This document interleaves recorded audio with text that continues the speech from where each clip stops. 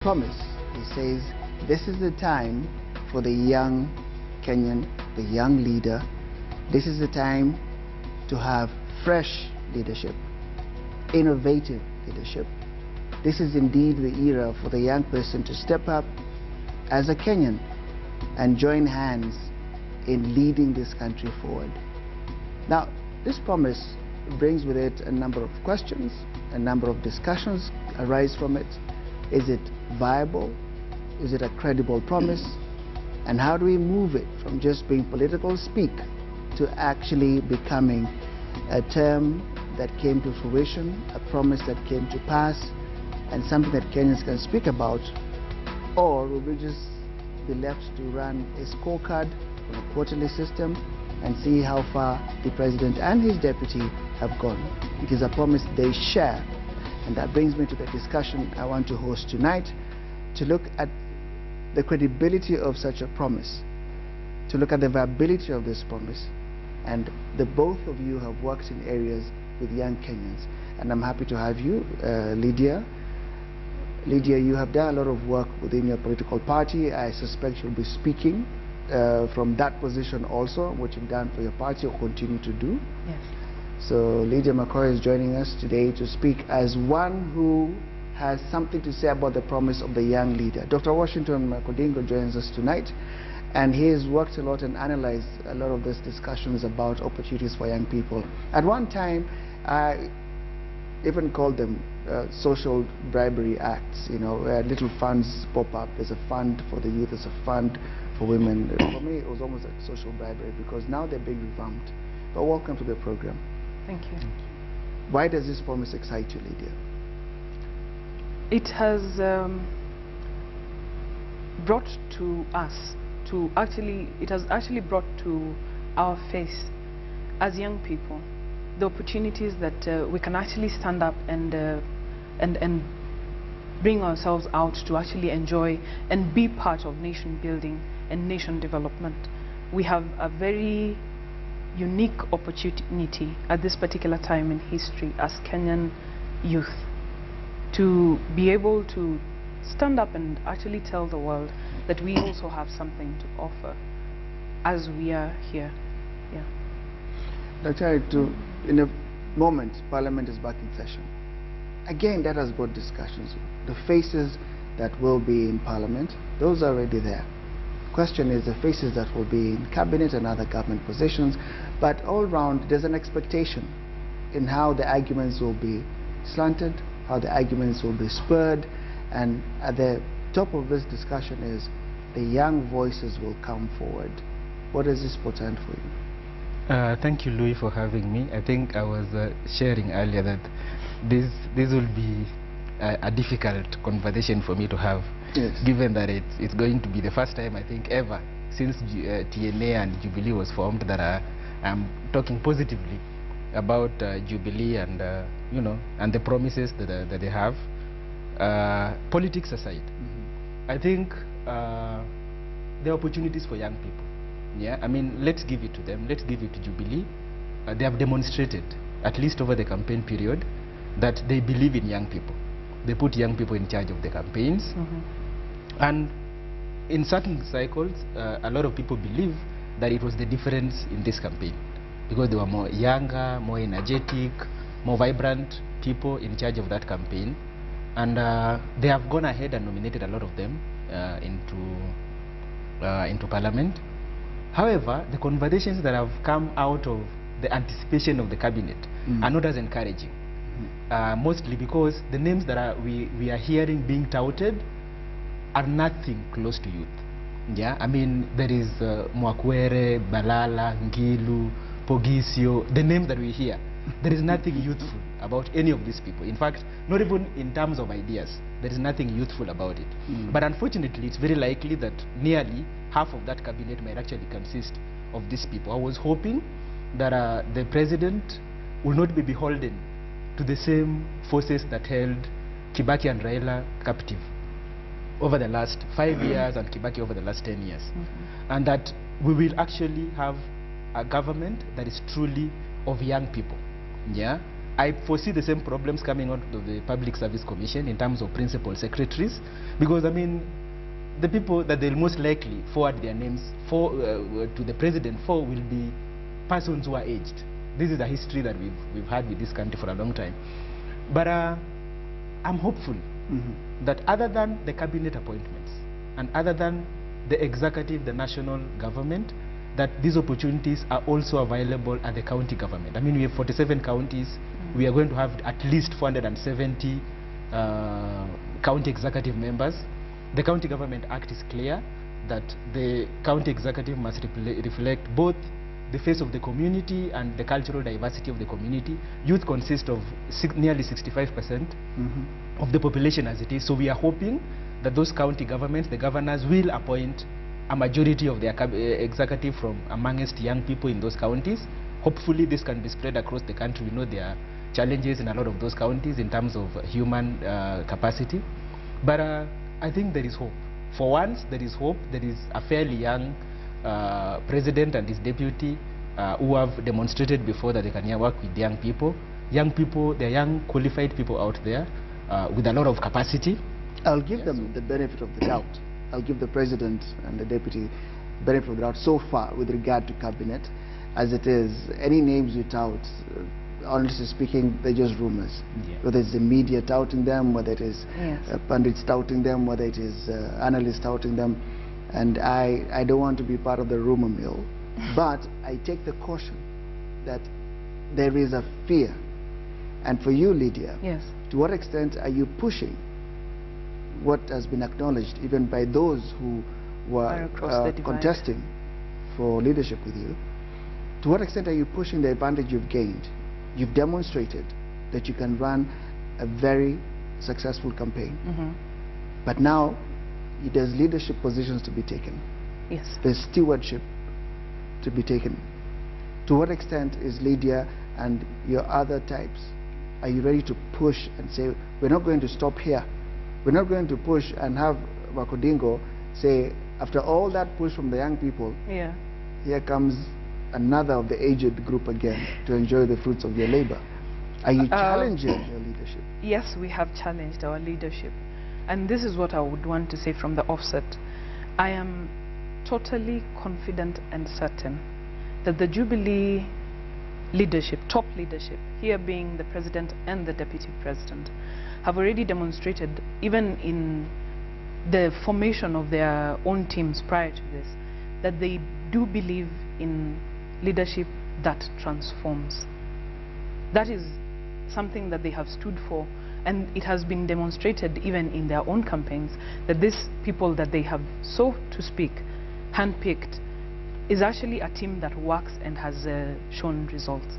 Now, going forward into the formation of the cabinet, the one thing I'm very certain of, I'm not just hopeful, I am actually certain of, is that they will choose a cabinet that is definitely going to work for the Kenyan people, and actually will be formed by people, groups of people who actually can take this country from the current level where we are at to the next level, according to our promises. Are you also certain that yours will be the larger number, the young leaders? The young leaders, yes, of that I am totally certain. What does this say in terms of having even the debate in Parliament, the discussions in Parliament, the matters that will come to the floor of the House? But how will we push this so that they make sense to the youth of this country? First of all, I think I like the certainty that Lydia has in terms of what the cabinet will. I would just call it great hope. Yeah. No, but she was at that point. I think she was speaking as a TNA insider. Hopefully, the next chairman of TNA. That is a good thing. But then, it isn't just in cabinet. I mean, cabinet is 22 people. Technically speaking, if you were to go by age, it should be 65% youth. Yeah, so at least we should be expecting from your side 13, 14 young people. And when I talk about young people, I do not mean the president's age mates, because the president is not a young person. Yeah, youth to this extent is, you know, up to 35. Yeah, we can give discounts, yeah, up to 40, but the president clearly no longer doesn't qualify as youth. But even other than that, going into parliament, we've seen today the different parties have named their representatives in terms of leadership. Yeah, I didn't see a youth in any of those lists. I actually didn't see.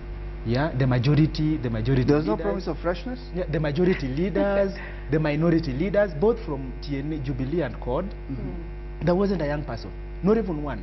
But your guys also gearing up to send us another, let me just be polite, one of the ones from the previous breed. I guess you've given up on any promises that you had made. So we are supposed to just expect that from CORD, they're just free to send us down the same run of the mill.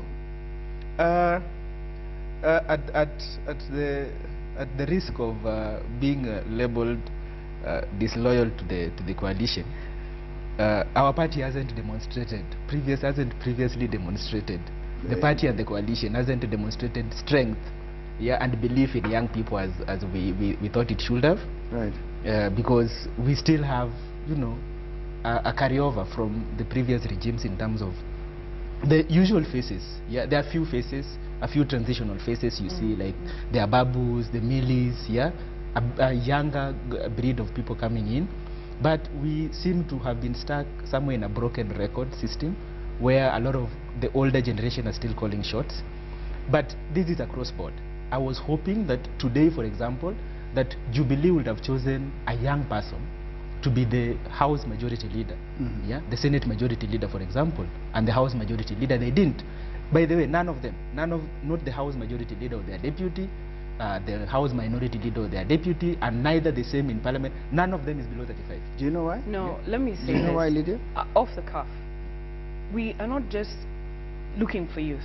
Even as the Jubilee government, the first thing we're looking for is vibrancy. It doesn't just come with youth. Not all youth are vibrant. Not all youth are creative. It's not just about getting the job done, it's about doing the job well. That's what we are looking for, bottom line. That's how we are coming off. That's how you end up choosing someone over somebody else. It's not really just about youth. Now, the difference between us and I think our brothers on the other side, and I'm glad you say this is a broken record sort of thing, you seem to want to keep going back there. Even with the new age thinking, it's already been demonstrated by Kenya, by Kenyans actually, that we can do this a different way, even with the new crop of people. But when it comes to our brothers on this side, we still find that they tend to want to push us back to the other side, to the point of, right now, they want to have someone who was elected by the people step down in favor of someone who actually lost, yeah, an old guy. What you're trying to say, in effect, is the power is not in the people's hands. The power is in a boardroom that brokers and decides this one will go back, and therefore, those people, who are they who decided again?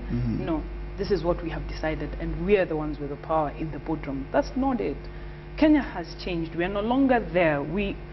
In terms of building Kenya, we need to have this new age thinking of the people have decided that is what should be done, so long as it is a majority thought.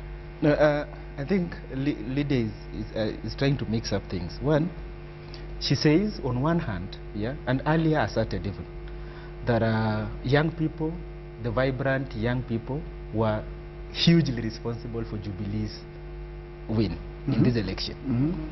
Then goes ahead and says that youth and vibrancy don't necessarily go together. No, she said not all youth are vibrant. Exactly, but then the youth that Jubilee relied on, yeah, are nearly the same youth, by the way, that they sent to Parliament. Yeah, the TNA chairperson is a nominated member of Parliament. Yes. Yeah, from what we think, yeah, is the exemplifies younger, fresher, vibrant. Why is he not the House Majority Leader, for example? Yeah, they say that the Senate has fairly young people from Jubilee, by the way, very young people from Jubilee, young, vibrant, and very intelligent.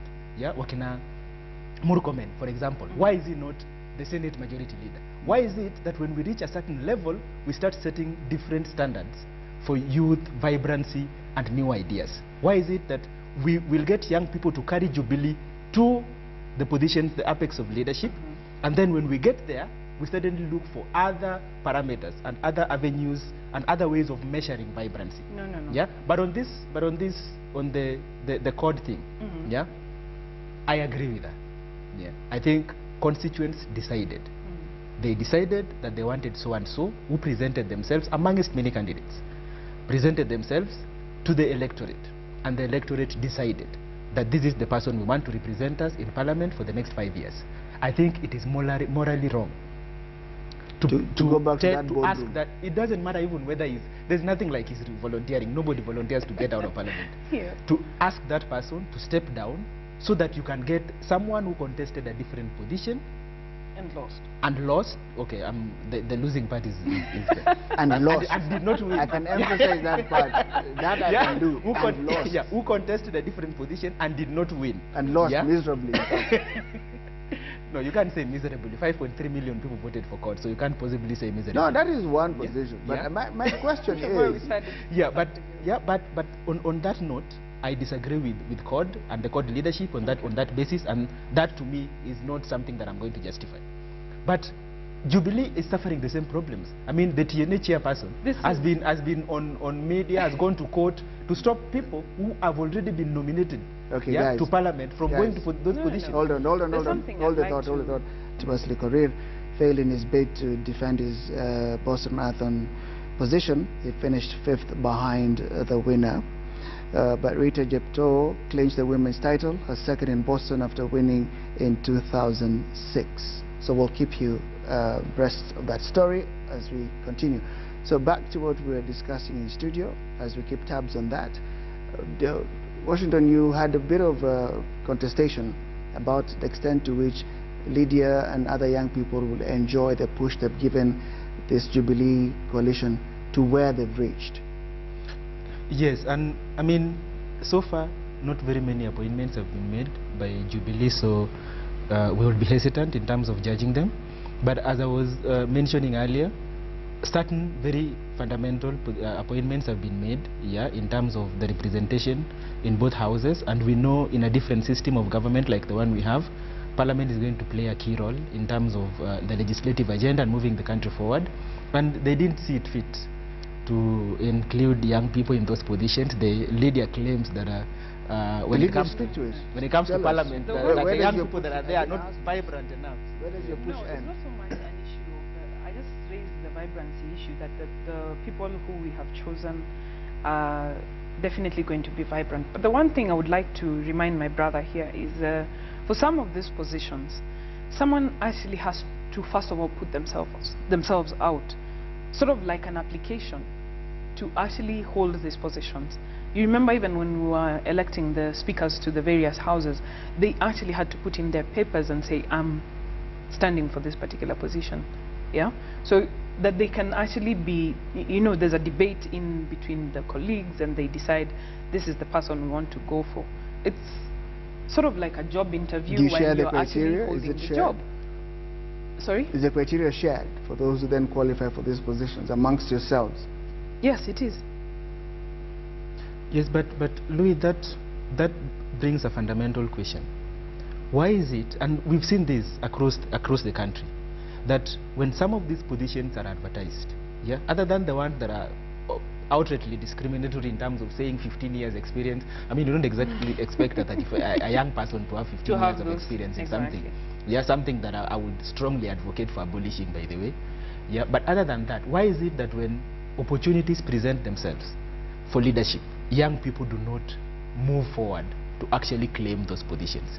Why is it we didn't see a young person from either of the parties or either of the coalitions presenting themselves for election as speaker of either of the houses, or for election as a house majority leader or house minority leader?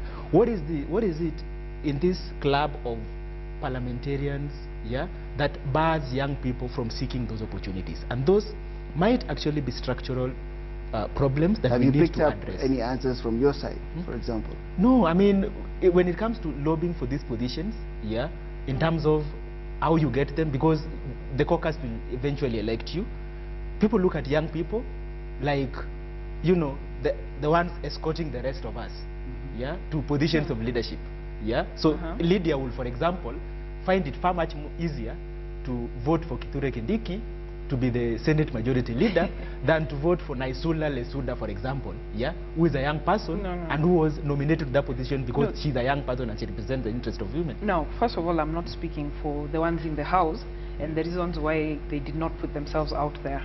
But the one thing I will assure you is, at least from where I stand, I think the youth actually have a very critical role to play. But you must never forget that the youth who are currently in Parliament, in the various houses, are there as first-timers. They really haven't found their feet. You find that they need to be sort of like, they need to learn the ropes, they need to be able to go through the various phases and to be able to understand how even the various houses work. I would think from the outset that is the reason why most of them haven't put themselves out for these positions. But the one thing I'm very sure about is that the young people in those houses will actually play a very critical role in the running of those two houses. Kithure Kindiki is a first-time member of the Senate. But every senator is a first-time member of the Senate. So that argument possibly doesn't... but they're not necessarily first-timers to politics. No, he is a first-timer to politics. He's been a practicing lawyer all these years. He is, but he has been very active in the politics of the Rakanisi. There isn't a young person who was elected to this parliament or nominated to this parliament who has not been active politically. That won't be the case. Like, what is the statement you're then making to young Kenyans in terms of parliament? Exactly, and that's a problem for me. Yeah. Other than the fact that, I mean, the claim could be true that young people did not offer themselves, but parties need to go out of their way and present these candidates and make deliberate decisions and take deliberate steps to enhance the participation of young people and women in leadership. They need to. Now, for a vice chairperson of a national party, a governing national party, to come here and say that the young people did not present themselves, it should be a party policy. Because I'm thinking that if that is the thinking within the party, then what stops the president from thinking like that? No. The one what stops the president from saying that all, there are no young people presenting themselves for appointment as a cabinet secretary? No. First of all, I'd like to correct my brother. From where he comes from, the leader of minority is an old person. As similarly, the leader of minority, even in the National Assembly, you cannot have the moral standing to bash us as, on our policies. First of all, we have already demonstrated that our policies are open. We are encompassing the youth. We are including the youth. We have taken the time to actually mentor them. We have, as a party, taken various steps to actually begin mentorship programs where the people who are older and have been older in politics take the hand of the ones who are younger and to begin to work with them in this political journey. I think that is the standing point from our side. And that is how we should be going forward. We are not, for the purposes of this discussion, I am not representing any coalition or any political party. I am here as a young person who has spent the last 7-8 years working with young people. I have worked with young people. We've discussed Vision 2030. We went through the constitutional making process together. I know what the aspirations of young people are, irrespective of party or coalition. Yeah? And from the young person out there who is struggling on a daily basis to make it, who is attempting to make an impact and make their political voice and their political stand known, what examples are we setting? We have institutional or political governance in this country that are not taking deliberate steps to enhance the youth participation when the Constitution requires it. It requires that every political organ takes deliberate steps. It is not enough to have young people in charge of a political party. Sure. Yeah? It must be transformed into positions of leadership and positions of decision making. It is okay young people are making decisions in the National Alliance, for example, but are those young people going to make those decisions in at critical stages of policy making and policy decisions? Yeah, I am concerned that as we move forward, we have young people at the base helping propel political leaders into positions of power. But once we get there, we create different parameters for measurement of how value is added. In terms of, yes, you know, they are not very qualified. If they got you to that position, then they are qualified enough. It's the same argument I've never understood. I never understood of you must be above 35 to become president, for example. When you can vote for a president at 18, but somehow you can't be voted for as president, then it doesn't make a lot of sense. The same problem we see in companies, in corporate organizations. There isn't a corporate organization out there worth their salt that doesn't train everyone they get. Every new employee in any company is trained afresh regardless of age and experience. Yeah. So why is it that every day you look at a newspaper, you find 15 years of experience, when that experience you've gained elsewhere is almost going to be of no practical value in the new company you're getting into? And we let them get away with it, yeah? Including the County Governments Act, by the way. It says that you must have had at least 5 years of experience, a relevant degree, and 5 years of experience. Why are we carrying discriminations that are in corporate world into government work? I was posted to Migori district. I finished internship and I was posted as a district pharmacist. I got there and I was in charge of a district hospital, 4 sub-district hospitals, I think another 12 health centers and 77 dispensaries. Yes. And I was fresh. I learned fast, and I did my job, and I did my job pretty well for the period that I was there.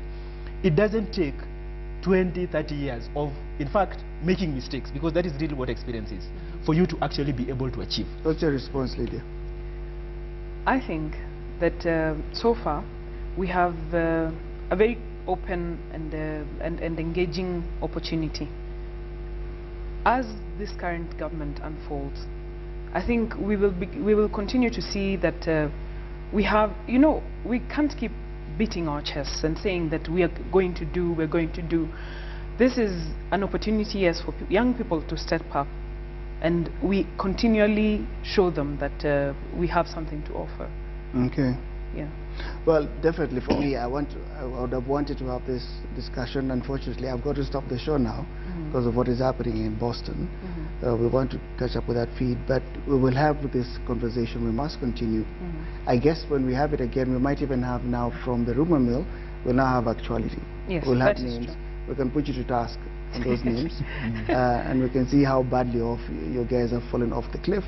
And but as you've said very well, you're speaking now as a young Kenyan. Yeah. We